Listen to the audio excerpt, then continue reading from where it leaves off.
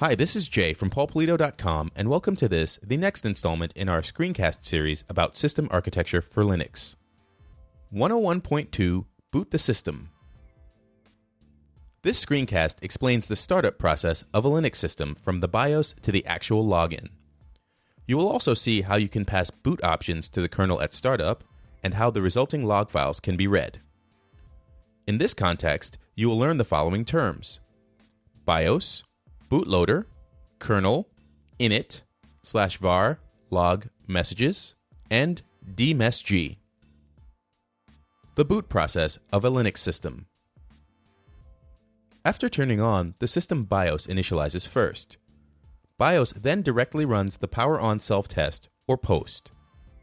POST checks whether all the basic hardware components connected to the PC are fully operational.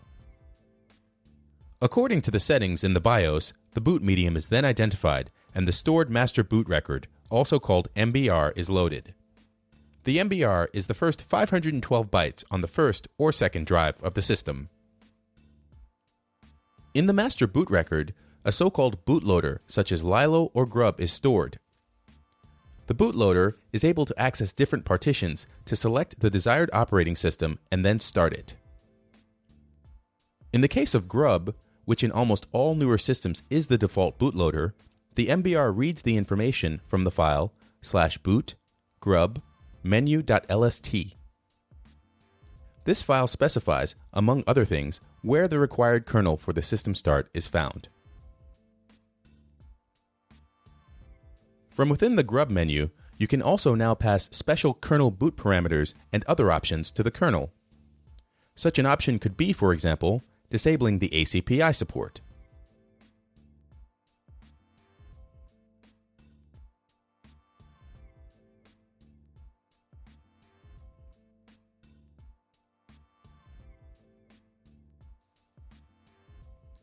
At this point, the bootloader starts the Linux kernel.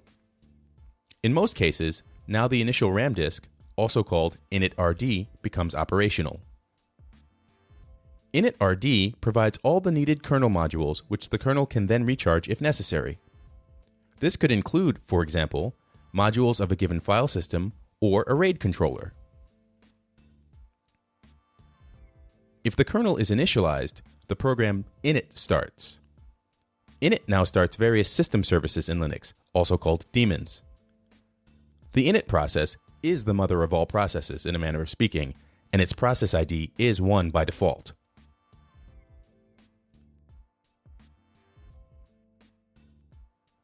According to the settings in /etc init tab, init now starts the desired system run level and runs all necessary scripts.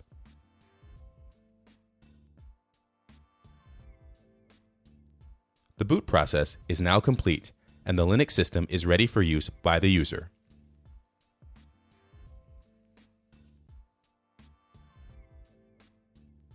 Boot log files.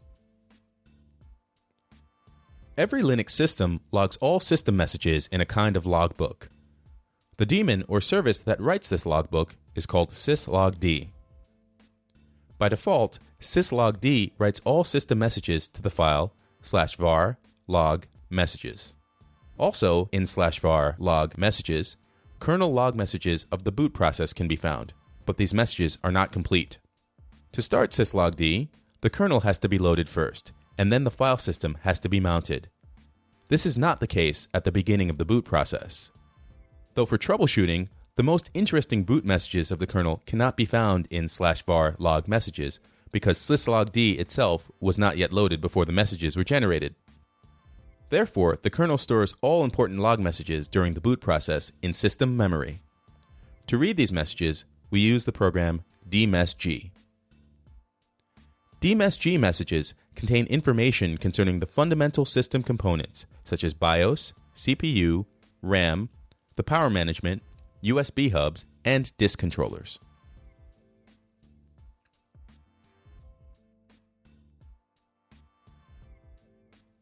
Summary. Booting the system. After turning on, the system BIOS initializes first and then directly runs the power on self-test, or POST. According to the settings in the BIOS, The boot medium is then identified and the stored master boot record, also called MBR, is loaded. In the master boot record, a so-called bootloader such as Lilo or Grub is stored. From within the Grub menu, now you can also pass special kernel boot parameters and other options to the kernel. At this point, the bootloader starts the Linux kernel. initrd now provides all the needed kernel modules which the kernel can then recharge if necessary. If the kernel is initialized, the program init starts. Init then starts various system services in Linux, also called daemons. According to the settings in /etc init tab, init will start the desired run level and will run all necessary scripts. The boot process is now complete, and the Linux system is ready for use by the user. Log files. In /var log messages, also kernel log messages of the boot process can be found, but these messages are not complete.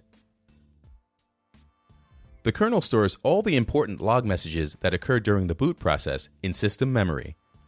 To read these messages, we use the program dmesg. Study points. Memorize the various stages of the boot process. LPI expects that you can demonstrate fundamental knowledge in this area. Study the syntax of the file /boot grub menu.lst and set the value timeout to 10. What happens when you restart the system?